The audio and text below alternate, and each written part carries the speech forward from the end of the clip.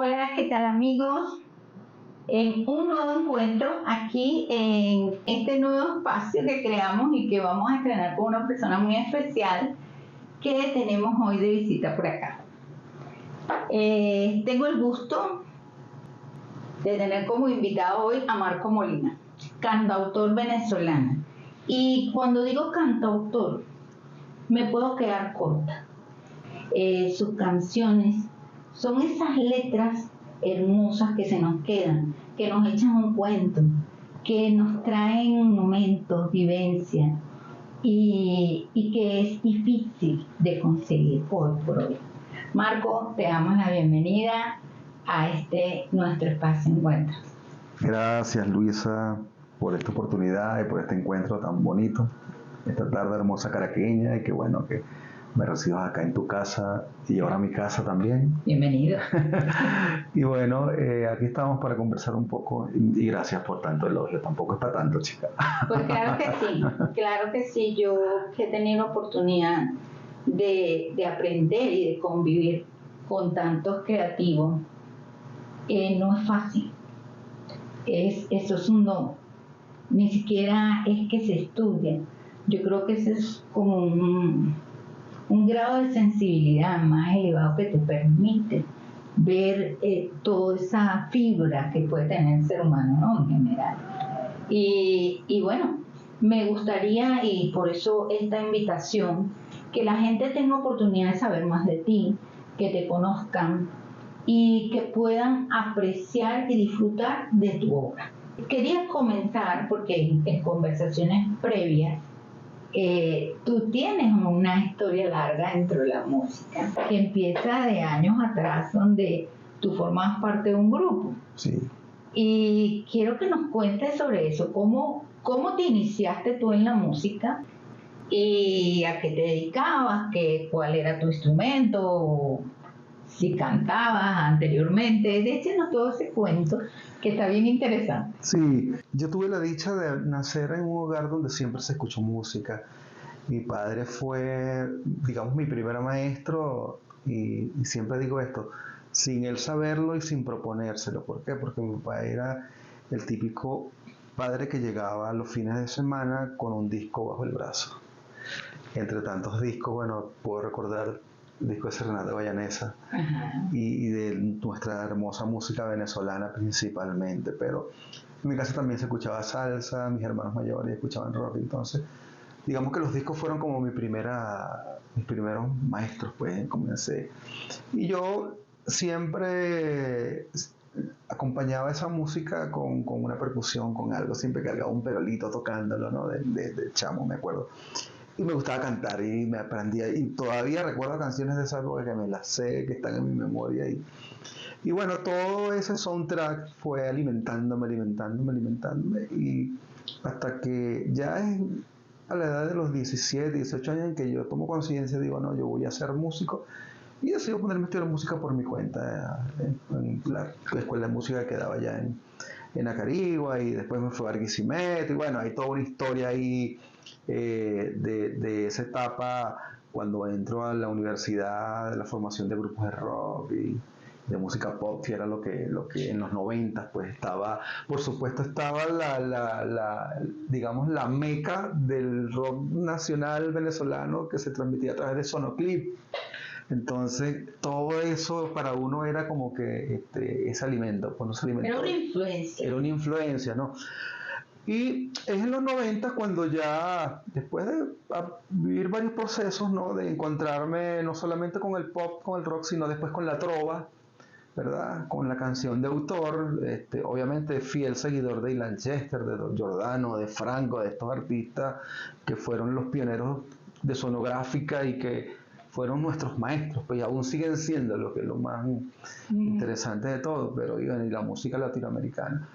En los 90, mediados de los 90, formó parte de la agrupación Druidas, que fue una agrupación que tuvo, sobre todo en la región, mucho impacto y cierto impacto nacional. Nos vinimos aquí a Caracas a promocionar ese disco, primer disco que se llamó Vida, con Velvet, y bueno, o sea, recuerdo que hicimos varios programas acá en RCTV en esa época. ¿En qué programas estuvieron? En La Tropa de Vacaciones, Era un programa matutino y una entrevista en programa de arte y espectáculos De boca en boca. de boca en boca. Sí, entonces eso, yo recuerdo que el impacto que eso tuvo, sobre todo en la región de no viviendo, la gente se conocía, cuando nos veían en la calle nos perseguían porque, mira, ya los que salieron en RCTV. Sí. Y, veo que dentro de la influencia de la música tuvo más peso el rock. Sí, de alguna manera la música anglosajona hasta ahora, aunque yo en mi intimidad y a veces en los shows también incluyo algo de música venezolana. He tenido la oportunidad de viajar a otros países, de ir a festivales y siempre me llevo un repertorio de música venezolana porque realmente nosotros nos hacemos universales desde lo tradicional. Por supuesto. Cuando yo entendí eso, que cuando apenas crucé la frontera, que fui a Cúcuta, o sea, la gente lo que te pregunta es por tu música. Entonces, siempre llevo mi música que está cargada también de esos elementos, porque a pesar de que hay un peso muy del pop, del rock, de la balada, de la música anglosajona, hay canciones mías que están hechas en ritmos ternarios, hay canciones donde introduzco cuatro, hay otras donde hay más ritmicidad afro-venezolana, entonces me paseo también por esa fusión. Quizá estos últimos temas que he estado haciendo y que son los que hemos estado distribuyendo a través de ustedes, de Sonográfica, ha habido más ímpetu en el tema de la balada, sí, pero bueno, pueden esperar también de mí por ahí otras sorpresas que... Claro, esa es una revelación en este momento. Tú empezaste por esta influencia que pesó sobre tu gusto, que era el rock, y lo fuiste fusionando hacia lo que era, digamos, eso que tú traes por dentro, que es el tema de la balada, o sea, más pop. Y es lo que en los 80 predominó. Claro. O sea, grupos de rock que se iban más a lo comercial, hacia el pop. Y eso representó un éxito para muchos. En tu caso, puedo decir de los temas que he oído, unas baladas preciosas y efectivamente tienen influencia de otro género. Acabamos de oír una maqueta que promete muchísimo. Entonces, respecto a la música como ejecutante, como participante de la música, has pasado por un grupo. ¿Ese era un grupo de rock? Sí, de rock, de pop rock. De hecho, era en esa época, recuerda que en Venezuela comenzó a sonar mucho Maná. Ajá. Y había cierta influencia de Maná, pues de hecho nos decían los manás criollos. Muy bien, muy bien. Luego pasamos entonces a la parte creativa, donde comienza Marco Molina a crear música, a crear esas letras tan bonitas que tú haces. Fíjate, Luisa, yo comencé a escribir canciones paralelo que me iba formando, ¿no? Antes incluso de llegar a Druida ya yo tenía canciones escritas. Ajá. Y en Druida pude colocar algunas canciones mías, de letra y música. Participaba también de los arreglos, de la producción en general. Luego del segundo disco de Druidas en el 2004, 2003, perdón, yo decido salir de la agrupación y así pues, o sea, dije, voy a hacer mi disco.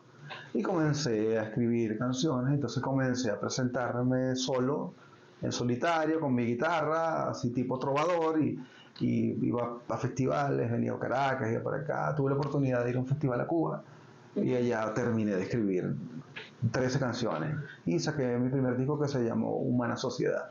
Ese disco salió en el 2009, y tuvo sorpresivamente, porque claro, yo venía de la experiencia de las disqueras, con Velvet, el proceso de la música estaba cambiando ya, no habían sellos discográficos, o los que habían ya estaban como que viviendo esa transición, algunos quedaron así como en stand-by.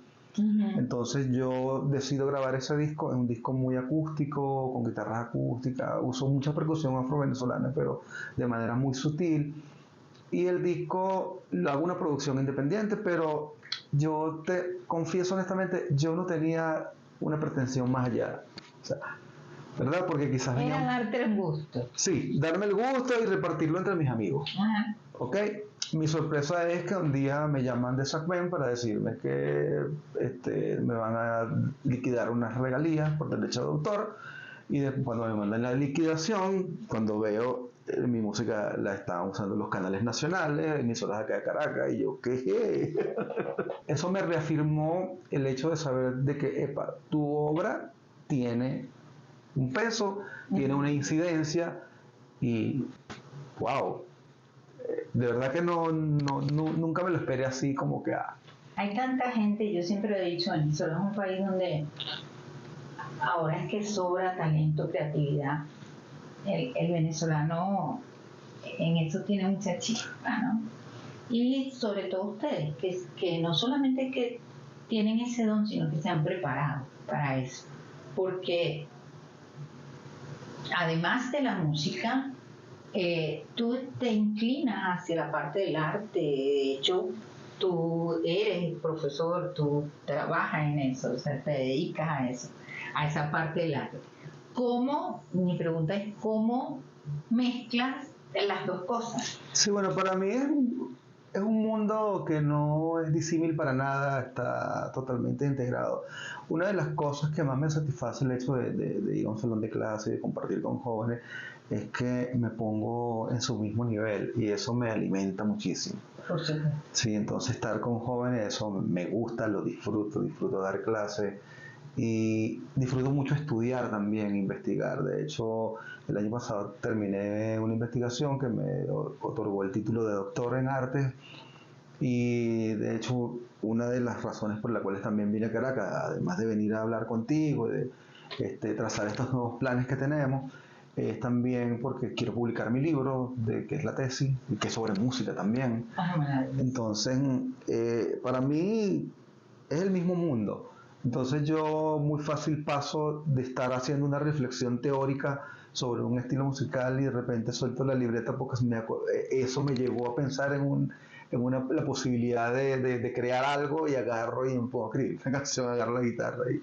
Sí, la vida del artista, del músico, del creativo es muy especial. Yo siempre he dicho que son gente que tiene un grado de sensibilidad mayor al resto, porque a veces la gente piensa que los artistas son como seres extraños y no, o sea, es eso, pueden ver más allá de lo que vemos nosotros el resto de los seres humanos y trasladar de una manera acompasada todas esas vivencias, esos sentimientos, porque cuando yo oigo tu canción Aire, y no sé por qué, pero me hace pensar en un hombre que se manifiesta, que pide auxilio. Okay. Y es un sentimiento realmente profundo. O sea, no tiene nada que ver conmigo como mujer, pero es un tema de verdad que transmite tanta belleza, tanto sentimiento. Entonces, ese tipo de cosas es un privilegio que tiene un creador como tal. En ese caso, pues esta. De tu canción Mujer, pues me encanta que es la mujer de abril porque ese es mi mes. Y sentí que era mía, ¿no? Claro que sí. Desde el primer momento sentí que era mía. Sí, así como es un amigo, te la regalo. Tuya, te la regalo. Sí. Yo desde la primera vez dije, esa es mi canción. Claro. Y bueno, pasan todas esas cosas y te lo digo como espectador.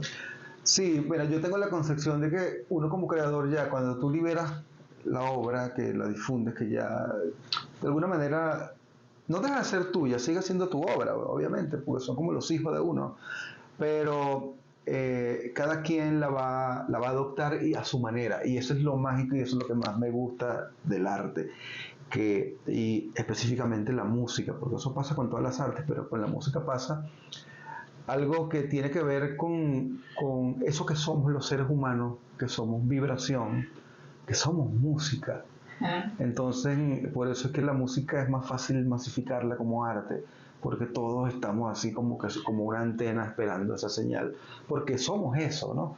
Entonces, cuando yo siento que hay una acogida de mis canciones, yo digo, wow, sintonicé con esa vibración también. Y cuando estoy creando, créeme, a veces consciente, a veces no muy consciente, pero en el fondo sé que lo que estoy es recibiendo mensajes de los seres humanos Sí. que me rodean. Incluso me han pasado cosas maravillosas con la música en ese sentido. Una vez me escribió un correo una persona que estaba en Estados Unidos, una persona que yo no conozco, que no sé quién es, no sabía quién era.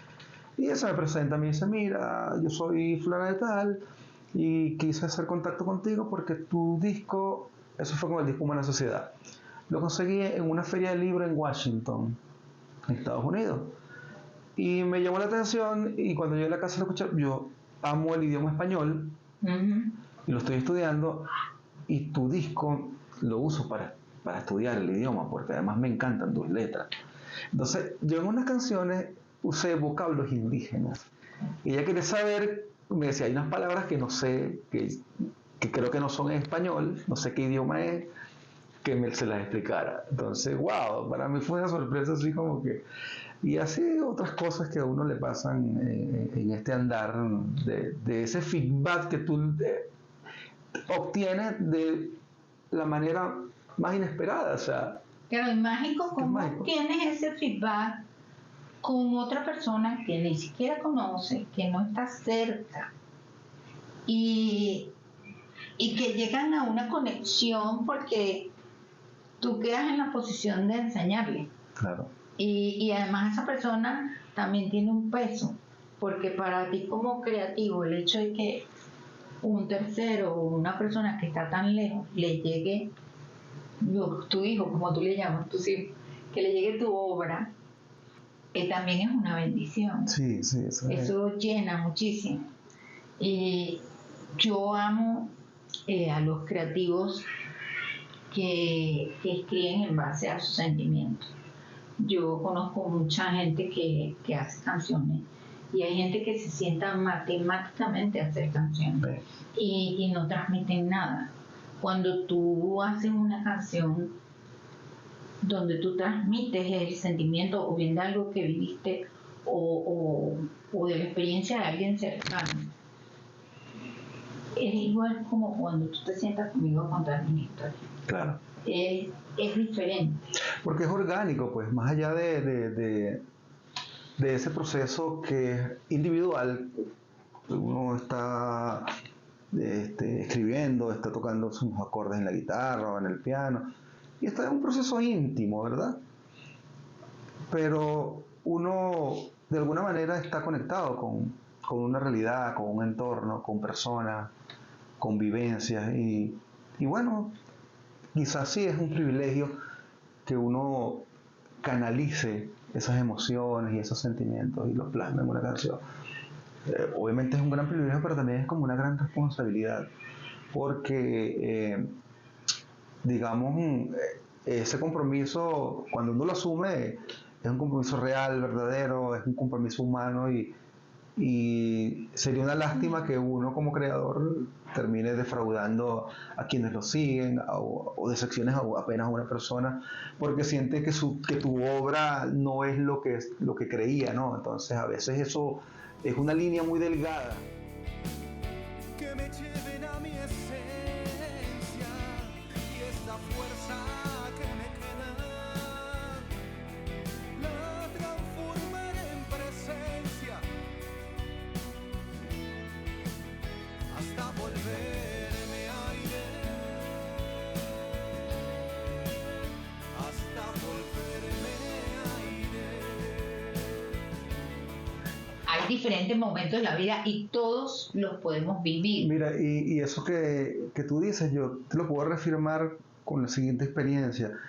Eso que te decía de dar clases, estar en un salón.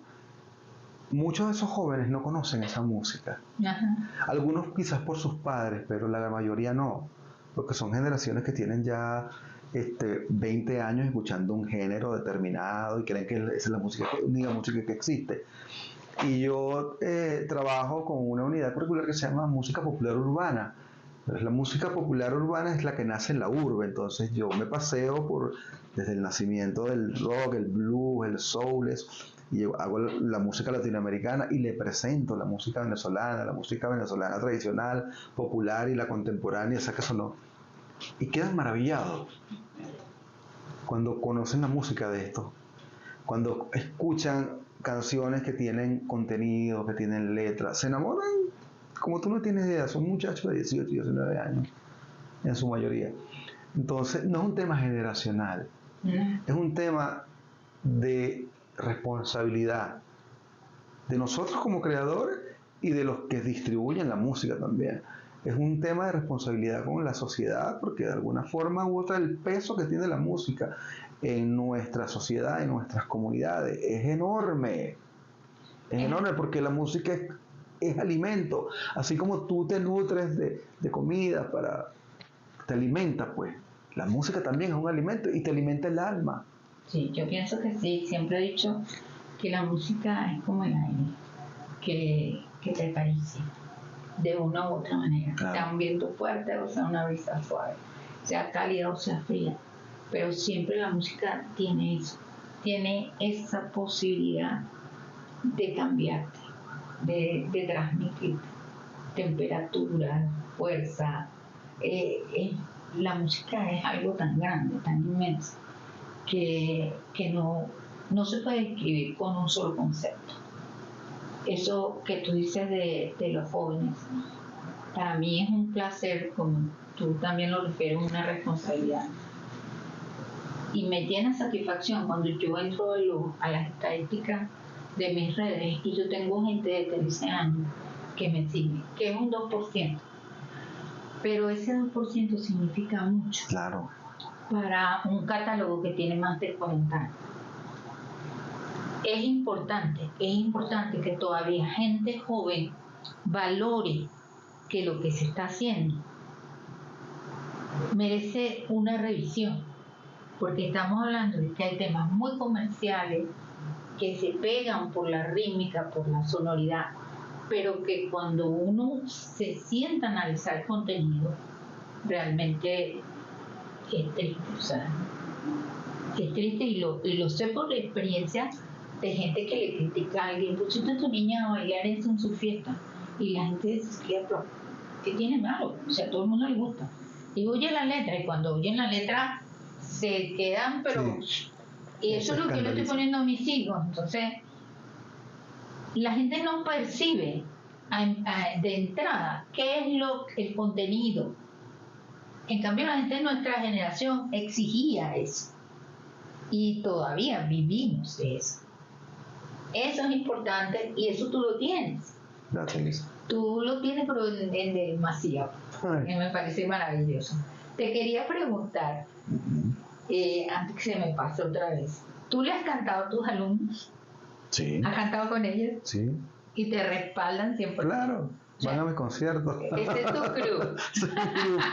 Sí, bueno, cuando hicimos allá en Acarigua el Sonográfica Rock, estaba media universidad.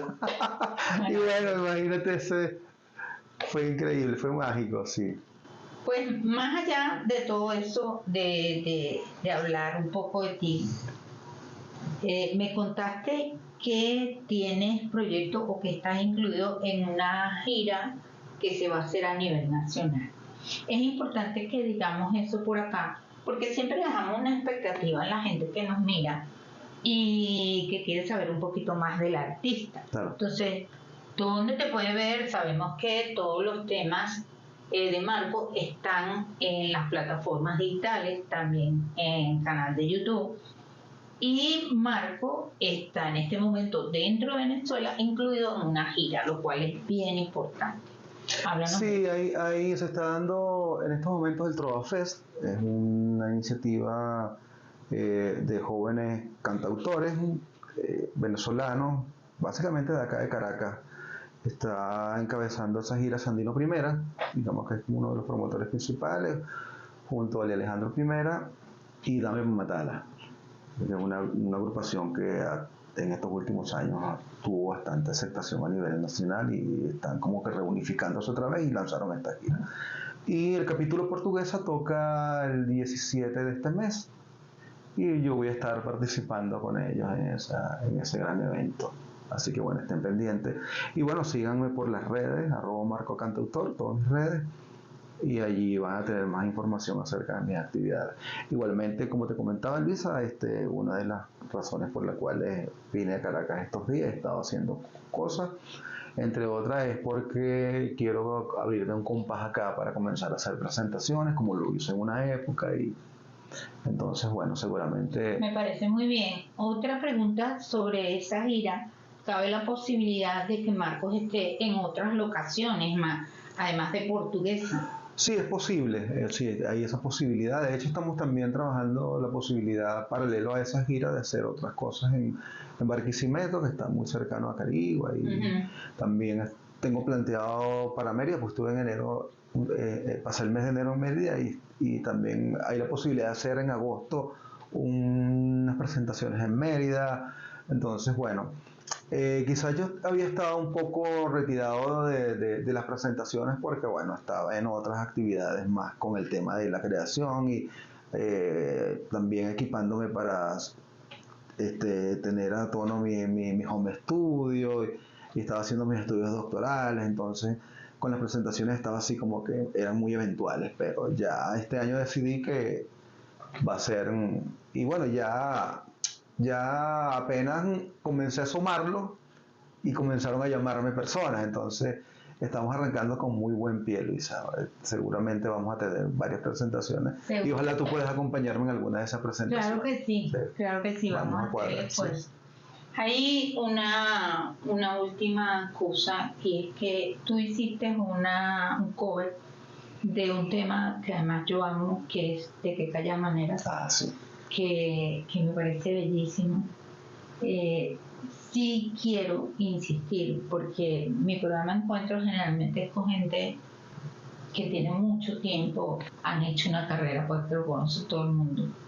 Y yo aprovecho esta oportunidad para invitarlos a todos que busquen el trabajo de Marco, que vean la calidad de su trabajo, la belleza de sus canciones, y sobre todo esa que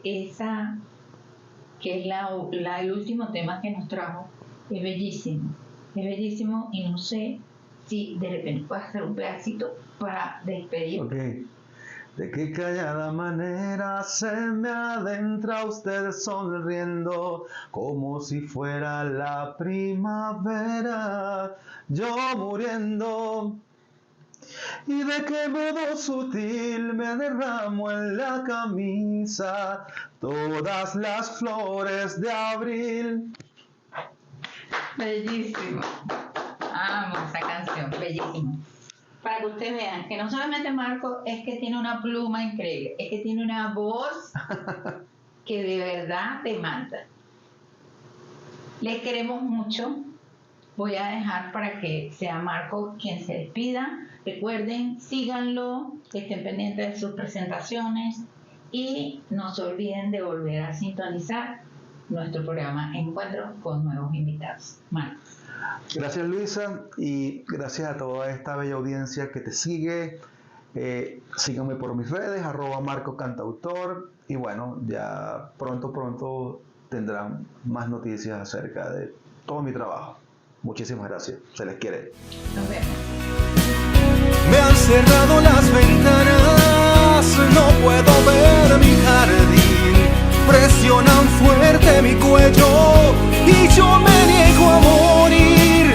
Me resisto a tu atropello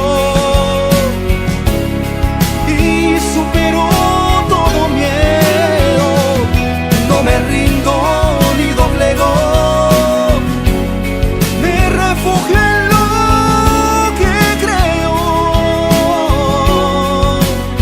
hasta volverme aire. Hasta volverme aire, hasta volverme aire, hasta volverme aire.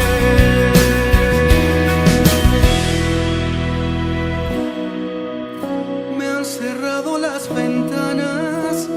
aún así veo mi jardín.